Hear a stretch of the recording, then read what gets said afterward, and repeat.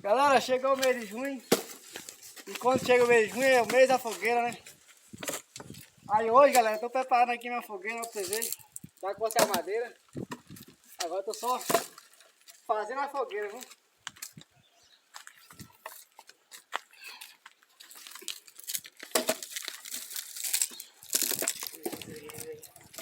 Só pra vocês verem, viu?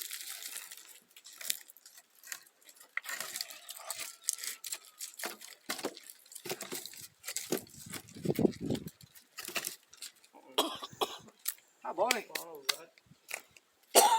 Não cai daí, não. É isso aí, galera. Fogueira pronta. Só esperar anoitecer pra nós rapar fogo nela. E as crianças soltar traco. E os adultos soltam o que quiser, né? Traco, bomba, foguete, qualquer coisa que quiser. E é isso aí. Aperta a barrigueira e chama na roseta.